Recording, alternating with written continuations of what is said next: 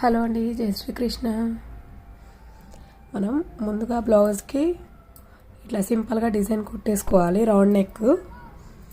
ఆ తర్వాత ఇక్కడ చూడండి, ఇట్లా 3 వేల గ్యాప్ పెట్టేసి ఇక్కడ నేను ప్యాచ్ రెడీ చేసుకున్నాను. ఫస్ట్ దీని పైపింగ్ థ్రెడ్ ఉంటుంది కదా, అది వేసాను.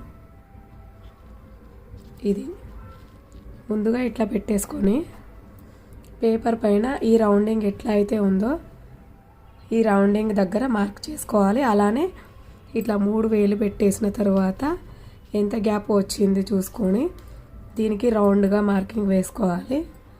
ఆ తర్వాత చూడండి, ఒక పట్టి తయారు చేసుకున్నాను.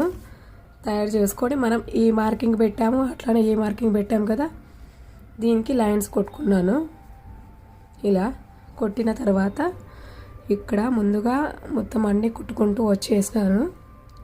పట్టీ రెడీ చేసుకున్న తర్వాత ఇంకా ఇక్కడ కూడా మార్కింగ్ వేసుకున్నాం కదా, మార్కింగ్ వేసుకున్న దానికన్నా కొద్దిగా లోపలికి మనం ఈ కుట్టు వేసుకుంటూ వచ్చిన తర్వాత ఇప్పుడు దీన్ని ఇట్లా పెట్టేసుకోవాలి.